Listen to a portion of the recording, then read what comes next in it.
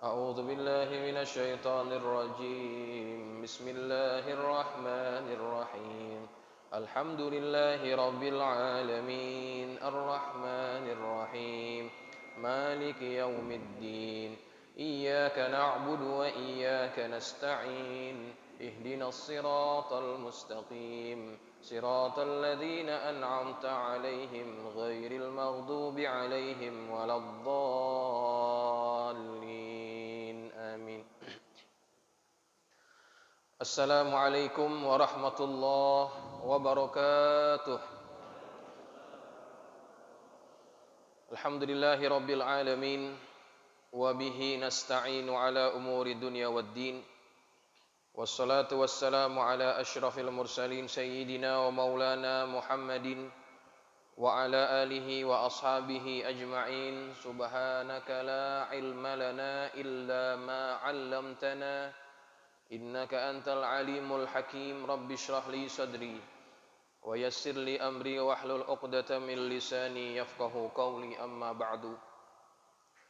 Hadirin hadirat jamaah yang dirahmati Allah sekalian, alhamdulillah kita panjatkan syukur kehadirat Allah Subhanahu wa taala yang hingga saat ini Allah masih kurniakan kita dengan nikmat iman, nikmat Islam, nikmat sehat wal afiat,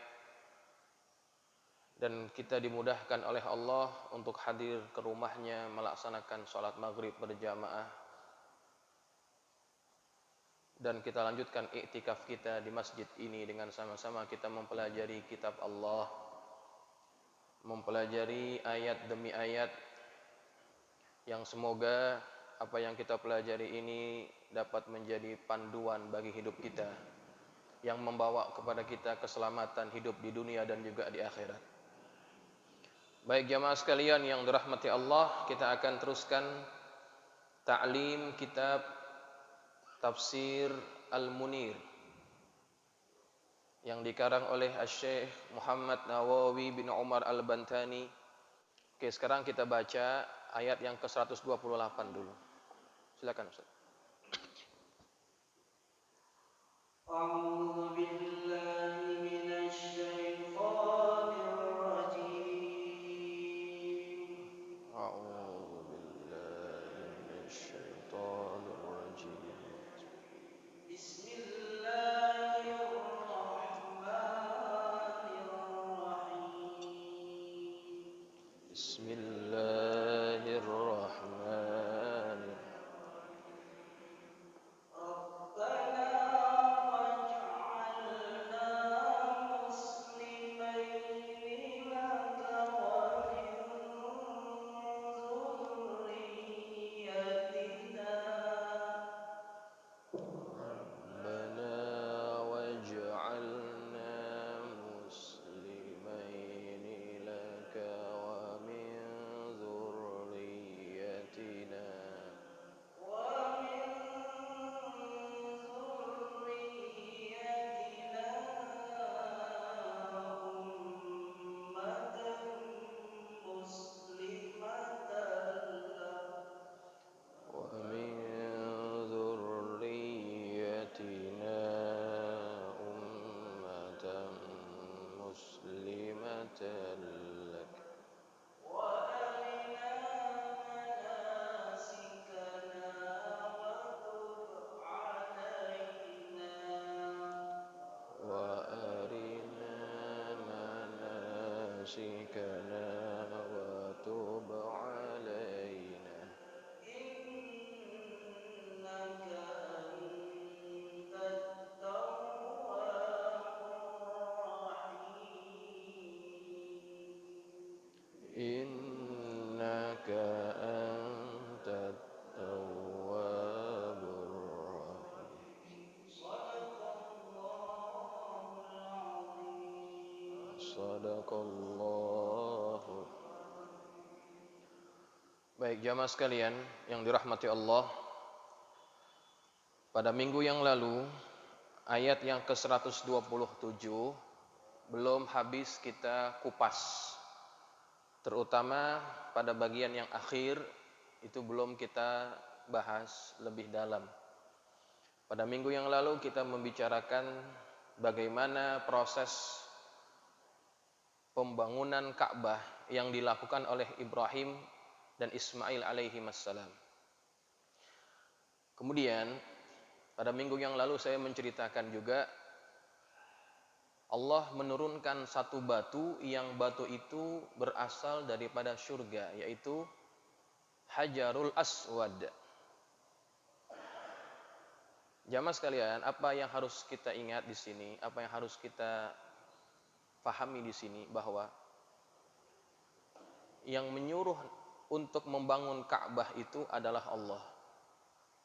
Yang menurunkan batu Hajarul Aswad adalah Allah. Sesungguhnya Ka'bah itu adalah hanya batu biasa. Ya. Hajarul Aswad juga adalah batu biasa.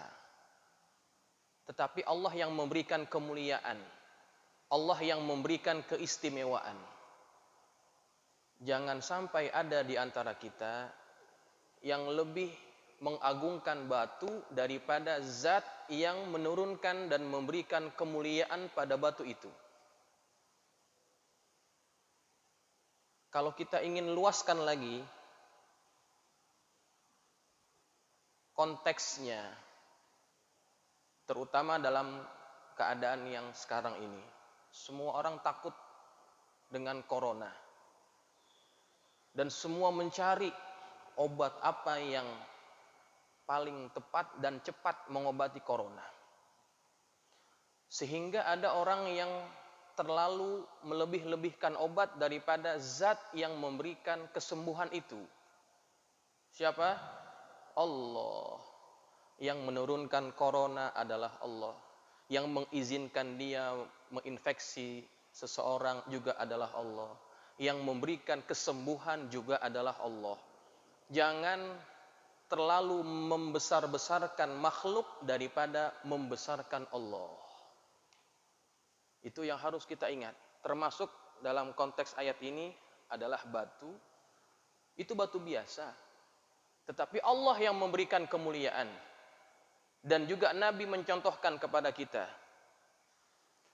Setiap kali Nabi selesai tawaf, Nabi akan beristilam. Ya. Mengecup Hajarul Aswad itu. Tetapi dia juga adalah batu biasa. Hanya karena Allah memberikan dia kemuliaan. Ada satu ungkapan yang diucapkan oleh Sayyiduna Umar terkait apa yang Nabi biasa lakukan setiap kali tawaf, yaitu mengecup daripada Hajarul Aswad. Amma wallah, kata dia, demi Allah, inni a'lamu annaka hajarun la tadurru wa la tanfa'. Aku mengetahui bahwasannya engkau, ditunjuk kepada batu itu, adalah batu, tidak bisa memberikan mudarat, tidak bisa memberikan manfaat, kata Umar. Walaula annani ra'aitu Rasulullah sallallahu alaihi wasallam qabbalaka ma qabbaltuka. Kalaulah bukan karena aku melihat Rasulullah sallallahu alaihi wasallam mengecupmu, maka aku tidak akan mengecupmu. Tsumma dana faqabbalahu. Kemudian dia mendekat, dikecup juga batu itu. Tapi kecupan Umar terhadap batu bukan karena kemuliaan yang ada pada batu itu, tapi karena apa? Karena dia mengikuti apa yang dilakukan oleh baginda Rasulullah SAW. Ini sikap yang harus kita contoh daripada Umar, bahwa kita taat, kita patuh bukan karena sesuatu yang ada pada benda-benda itu, tetapi karena perintah daripada Allah ataupun perintah daripada Rasulullah sallallahu alaihi wasallam. Ya, termasuk saya katakan tadi dalam keadaan sekarang ini. Dalam keadaan yang serba merisaukan dan membimbangkan kita. Banyak orang takut, banyak orang risau. tetapi mereka lupa minta perlindungan kepada Allah Subhanahu wa taala, minta penyembuhan kepada Allah Subhanahu wa taala. Ya, mudah-mudahan ada ajakan nasional ya. Usaha manusia sudah sepenuhnya kita lakukan, tapi tidak kunjung usai juga. Mudah-mudahan ada ajakan nasional, taubat nasional dari tingkat atas sampai tingkat bawah, stop kezoliman.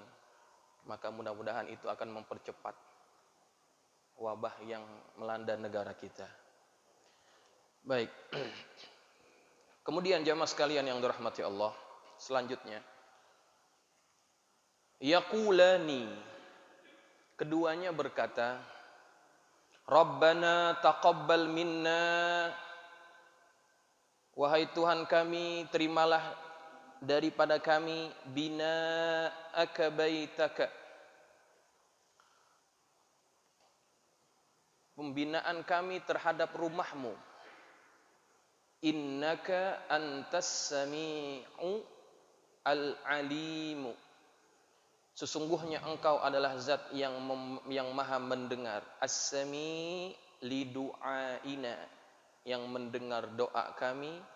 Al-alimu, maha mengetahui. Biniyatina fi jami'i a'malina, yang mengetahui segala niat kami, yang mengetahui dengan niat kami dalam segala amal perbuatan kami. Di akhir daripada proses pembangunan Ka'bah, setelah selesai, Nabi Ibrahim berdoa kepada Allah. Ini adalah ajaran daripada para anbiya. Setiap kali selesai menunaikan perintah, maka mereka akan minta kepada Allah supaya apa yang telah mereka lakukan itu diterima oleh Allah. Rabbana taqabbal minna innaka antas sami'ul alim, wahai Tuhan kami, terimalah apa yang telah kami lakukan, sesungguhnya engkau maha mendengar dan maha mengetahui. Ini yang harus kita selalu tiru juga. Setiap kali amal ibadah kita, minta supaya Allah terima. Karena amal ibadah tidak akan jadi manfaat bagi kita kalau Allah tidak menerimanya. Ya. Kalau Allah tidak menerimanya, tidak akan jadi manfaat buat kita. Minggu lalu kita melaksanakan hari raya kurban. Kita menyembelih hewan kurban. Dalam proses penyembelihan itu juga Nabi lakukan doa yang sama seperti yang dilakukan oleh Nabi Allah Ibrahim alaihissalam. Setelah menyembelih, Nabi akan berdoa kepada Allah. Allahumma taqabbal minni kama taqabbalta min Ibrahim khalilik. Wahai Tuhan, terimalah daripadaku seperti mana engkau terima daripada Ibrahim kekasihmu. Nabi minta pada Allah. Karena amal yang bermanfaat adalah amal yang diterima oleh Allah Subhanahu wa taala. Dan syarat penerimaan itu ada dua. Syarat penerimaan amal ada dua. Yang pertama, amal itu mesti menepati ajaran agama, menepati aturan-aturan agama, menepati ilmu-ilmunya. Nih. Yang kedua, yang paling penting, amal itu akan diterima Allah kalau dilandasi dengan keikhlasan. Inilah dua syarat amal itu akan diterima Allah. Menepati syariat, yang kedua ikhlas, murni, tidak ada tujuan lain melainkan hanya mencari ridha daripada Allah Subhanahu wa taala. Jamaah sekalian yang dirahmati Allah, berkaitan dengan menjaga keikhlasan dalam beramal ini, kita harus betul-betul perhatikan. Karena Allah itu mempunyai sifat al-alim. Al-alim artinya yang maha mengetahui. Biniyatina, Dia mengetahui apa? Niat kita. Niat itu adanya di mana? Niat itu adanya dalam hati. Fi jami'i a'malina, dalam semua amal ibadah kita. Dalam semua amal perbuatan kita, Allah tahu niat kita. Maka kita harus betul-betul menjaga niat ini. Karena Allah melihat apa yang orang lain tidak lihat.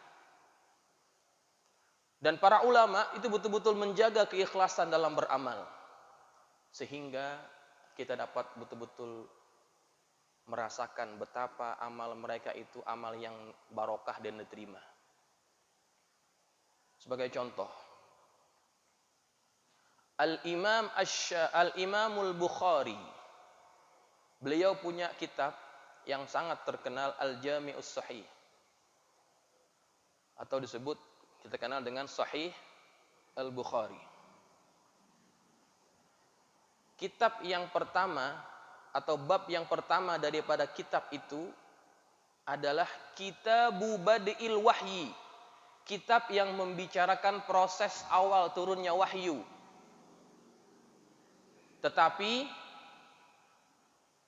kalau kita lihat hadis-hadisnya, hadis yang pertama yang disebutkan oleh beliau itu tidak ada kaitan dengan wahyu. Hadisnya bunyinya apa? Innamal a'malu binniyat.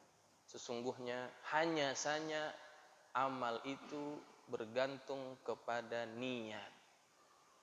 Apa kaitannya niat dengan wahyu? Tidak ada kaitan sebetulnya. Tapi Imam Bukhari pilih hadis itu sebagai pembuka untuk mengingatkan dirinya dan para pembaca kitabnya itu agar senantiasa menjaga niat dalam apa saja yang mereka lakukan, terutama dalam perkara ibadah kepada Allah. Makanya kita lihat kitab itu sangat barokah karena niatnya sangat-sangat dijaga. Begitu juga dengan Al-Imamun Nawawi. Al-Imamun Nawawi punya di antara kitab-kitab hadisnya adalah yang paling kecil ya. Kitab hadis Arba'in An-Nawawiyah. Itu paling kecil kitab yang dikarang oleh beliau. Hadis yang pertama juga adalah hadis tentang niat.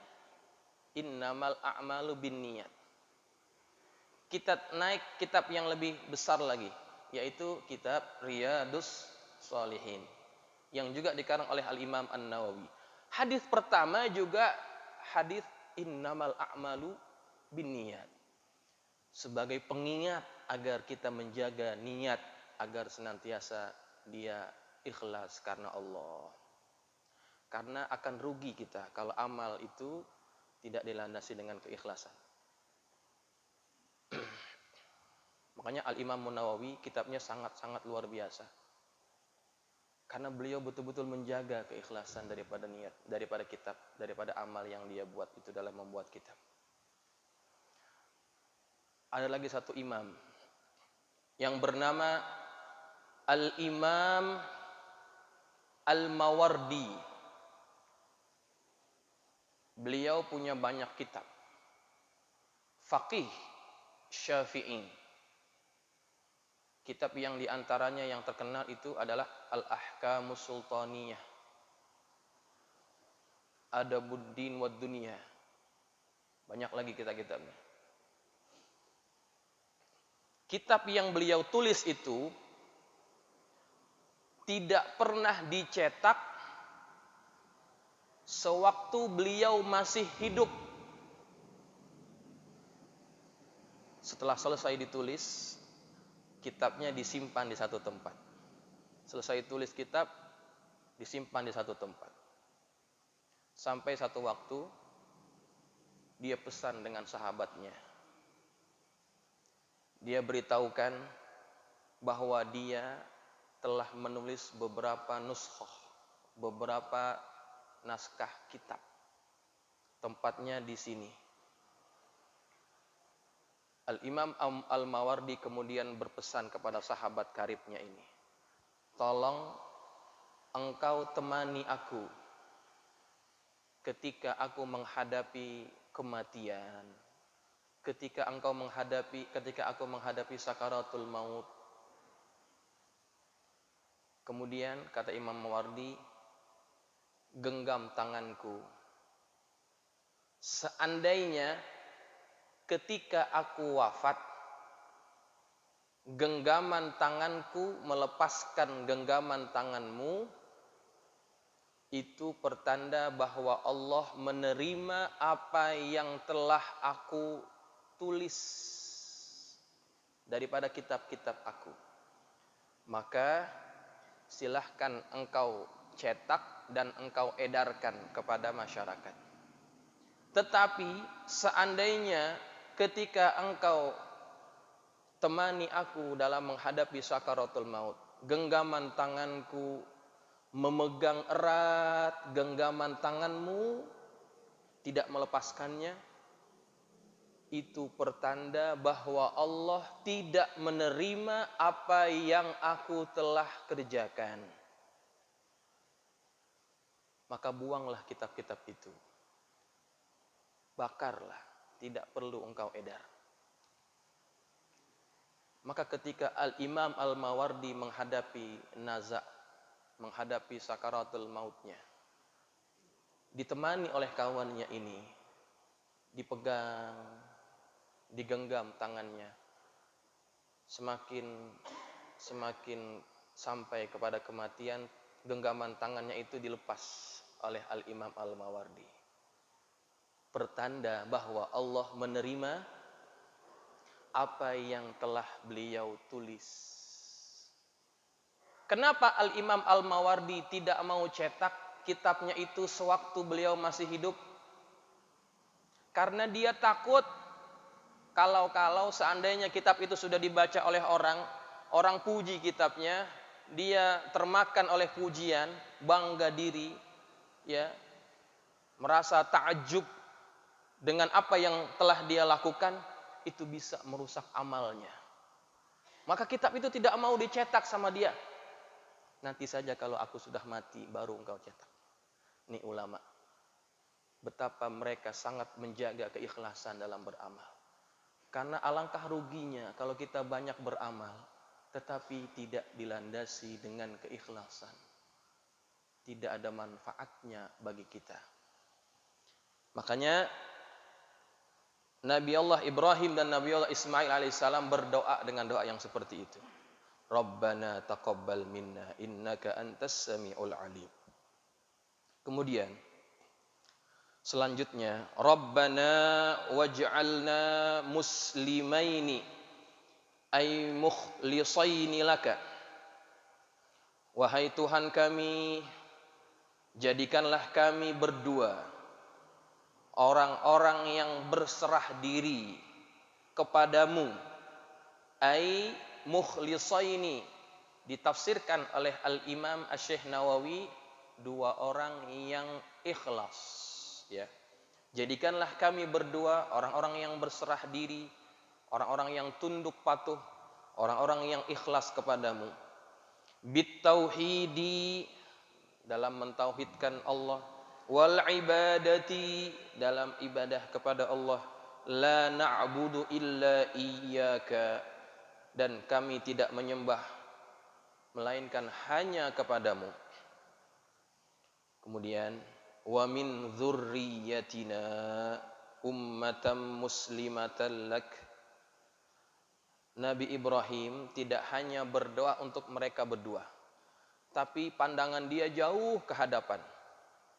Dia ingin keturunan-keturunannya juga dijadikan seperti itu.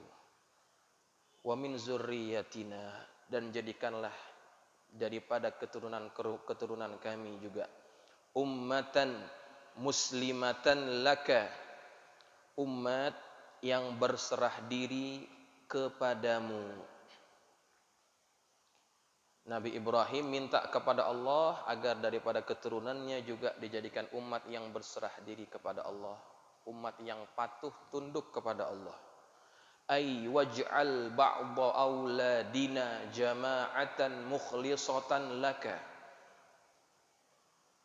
Dan maksudnya adalah jadikanlah sebagian daripada anak keturunan kami satu kumpulan, satu jamaah yang ikhlas karenamu, yang mukhlis dalam peribadatan hanya kepada Allah Subhanahu wa taala. Nah, jamaah sekalian, ada satu perkara yang menarik bagi kita. Biasanya orang kalau diperintah itu ada perasaan berat, ya. Namanya perintah itu pasti kadang-kadang membuat kita merasa beban, ya. Jarang yang namanya perintah itu dilaksanakan dengan suka hati, ya. Biasanya jadi berat. Nabi Ibrahim minta kepada Allah supaya ketika ada perintah dia mudah melaksanakannya. Mudah dalam melaksanakan perintah itu adalah ciri orang yang berpasrah diri. Ya, berpasrah diri bahasa agamanya adalah muslim. Ya. Islam itu artinya apa? Menyerah diri, pasrah diri. Ketika orang sudah menyatakan dirinya muslim, sebetulnya di situ ada satu sikap yang harus dia miliki, yaitu apa? Mereka harus selalu patuh dan taat kepada Allah.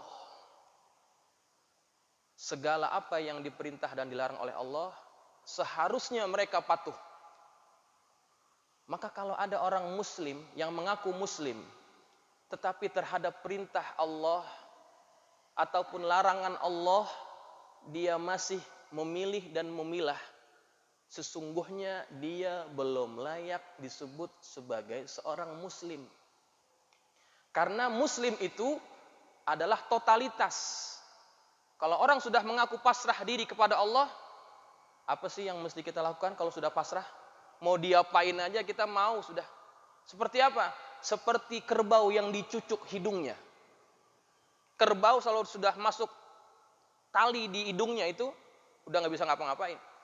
Mau dibawa kemana aja dia pasrah. Itulah sikap yang mesti ada pada diri seorang yang muslim. Senantiasa patuh dan taat kepada Allah. Ini yang diminta oleh Nabi Ibrahim. Dia tahu sebagai hamba pasti ada perintah dan larangan. Dan dia minta kepada Allah, berikanlah sikap dalam diriku itu. Sikap yang senantiasa berpasrah diri, patuh taat kepadamu ya Allah. Muslimaini laka. Menyerah diri hanya kepadamu. Bukan hanya untuk dirinya berdua, tetapi Nabi Ibrahim minta supaya Allah berikan sikap itu juga, sifat itu juga kepada anak keturunannya. Ya. Nah, ini doa yang mesti kita juga tiru, ya. Kita kalau minta pada Allah mintanya apa? Ya Allah, minta duit, minta kaya, minta hidup enak, minta selesai masalah. Itu yang kita minta. Jarang kita minta apa sama Allah, ya Allah mudahkan aku dalam melaksanakan ketaatan kepadamu, begitu. Ini yang seharusnya kita minta kepada Allah. Karena ketika orang sudah melakukan ketaatan, sudah pasti Allah akan juga memberikan cintanya kepada orang tersebut. Ya. Ingat tidak pada ayat yang sebelumnya, Nabi Ibrahim dijadikan oleh Allah, inni ja'iluka linnasi imama. Nabi Ibrahim dijadikan Allah sebagai pemimpin, orang yang diikuti, karena dia sudah menunjukkan totalitas dalam ketaatan dia kepada Allah. Ya. Inilah yang harus kita contoh daripada Nabi Allah Ibrahim. Jangan ngaku-ngaku muslim kalau hanya mampu taat pada sebagian-sebagian daripada perintah agama atau larangan-larangan agama. Kita belum betul-betul muslim. Muslim itu harus total, semuanya harus kita ikuti. Kemudian wa arina manasikana ay 'allimna sunana hajjina. Ya Tuhan, tunjukkanlah kepada kami tata cara peribadatan, syariat Ya, manasik artinya tata-tata peribadatan. Dalam hal ini adalah alimna, kata Syekh Nawawi, ajarkan kepada kami sunana hajjina, jalan atau cara untuk kami berhaji, ya, karena manasik itu lebih dekat dengan maksud kepada peribadatan haji. Kemudian ditutup di akhirnya wa tub alaina, dan terimalah taubat kami, ai tajawaz an taqsirina, maksudnya maafkanlah kekurangan kami, ya. Wal abdu, sesungguhnya seorang hamba itu, wa ini jitahada fi ta'ati rabbih, seandainya dia bersungguh-sungguh dalam melaksanakan taat kepada Tuhannya, fa innahu la yanfaqu anit taqsiri min ba'dil wujuhi, maka sesungguhnya tidak akan terlepas daripadanya kekurangan daripada beberapa segi dari ibadahnya itu. Setiap hamba, sesungguh-sungguh apapun dia melaksanakan ibadah, pasti ada bagian-bagian yang kurang sempurna, yang tidak sempurna. Imma ala sabilis sahwi, baik itu dengan jalan ada yang dilupakan olehnya, ya. Au ala sabili tarkil aula, atau juga kadang-kadang dia meninggalkan sesuatu yang aula, yang lebih utama. Itu bisa menjadikan amal ibadah menjadi kurang sempurna, ya. Sebabnya dua, kata Syekh Nawawi, amal ibadah jadi kurang sempurna bisa karena lupa, bisa karena kita meninggalkan yang aula, yang utama. Itu jadi kurang sempurna. Makanya kalau kita ingin sempurna, seandainya terjadi kelupaan pada diri kita ketika kita beribadah, contoh ya, contohnya dalam sholat saja. Mungkin guru kita Ustadz Firdaus sudah mengajarkan ada sunnah hayat, ada sunnat ab'ad, ya. Sunnat ab'ad ini kalau kita tinggal, kita disuruh buat sujud sahwi. Untuk apa? Untuk menambal kekurangan itu. Karena sunat ab'ad nilainya lebih tinggi daripada sunat hayat. Ketika orang tinggalkan sunat ab'ad, itu lobangnya begitu besar. Kekurang sempurnaannya begitu kelihatan. Maka untuk menambal kekurang sempurnaan itu perlu dibuat sujud sahwi, begitu. Ya. Kalau sunat hayat dia tinggal, itu tidak sampai apa? Tidak sampai disuruh buat sujud sahwi. Kenapa? Karena nilai daripada sunat hayat itu lebih rendah daripada sunat ab'ad. Tetapi kalau dia tinggalkan, itu disebut tarkul aula, ya, meninggalkan sesuatu yang utama. Contoh, ketika orang sholat, dia akan mulai dengan doa iftitah. Itu sunnat apa? Doa iftitah adalah sunnat hayat. Kalau dia tidak baca, tidak jadi masalah, tidak jadi batal sholatnya. Tetapi dia tarkul aula, gitu, meninggalkan yang utama. Nah, ini bisa terjadi dalam amal ibadah kita, yang menyebabkan ibadah itu jadi kurang sempurna. Makanya di akhir-akhir ayat ini Nabi Ibrahim minta kepada Allah, wa tub alaina, ai tajawaz an taqsirina, maafkanlah daripada kekurang sempurnaan kami ya Allah, begitu. Sehebat apapun ibadah kita kadang-kadang ada kurangnya, begitu ya. Fakana hadzal du'a li ajli zalik, maka adalah doa tersebut untuk tujuan itu, menutupi kekurang sempurnaan daripada amal ibadah yang kita lakukan. Kemudian innaka antat tawwabur rahim, Pada akhir ayat itu Nabi Ibrahim memuji Allah dengan sifatnya. Sesungguhnya engkau ya Allah At-Tawwab. Itu sigat mubalaghah ya. Yakni yang sering menerima taubat, yang banyak menerima taubat. Itu sifat Allah. Tawwab. Sebanyak apapun kekurangan kita, Allah tidak akan pernah bosan untuk memaafkannya. Sebanyak apapun dosa kita, Allah tidak akan pernah bosan menerima taubat daripada kita. Itu sifat Allah. At-Tawwab ay al-mutajawizu liman taba. Yang memaafkan bagi orang-orang yang kembali, yang bertaubat kepada Allah. Ya. Ar-Rahimu, dan juga Allah itu punya sifat Ar-Rahim, Maha Penyayang. Bihi, terhadap orang yang kurang sempurna dalam ibadahnya. Ya. Begitu. Nah, inilah doa yang dipanjatkan oleh Nabi Allah Ibrahim alaihissalam, yang juga mesti kita jadikan contoh, ya. Jangan menganggap kalau kita sudah ibadah, kita sudah jadi orang baik dan pasti masuk surga. Jangan pernah merasa seperti itu. Wala tuzakku anfusakum. Jangan kalian merasa diri kalian sudah benar, sudah bersih. Karena yang mengetahui amal itu diterima atau tidak hanya Allah Subhanahu wa ta'ala.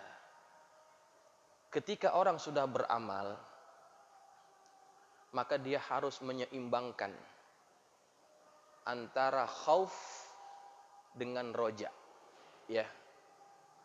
Ketika orang setelah beribadah kepada Allah harus seimbang antara khauf dan roja. Apa khauf? Khauf adalah rasa takut kepada Allah kalau amal itu tidak diterima. Ya. Roja apa? Harap. Kita mengharap Allah dengan sifat kasih sayangnya menerima amal kita walaupun kurang sempurna. Mesti ada keseimbangan. Ya.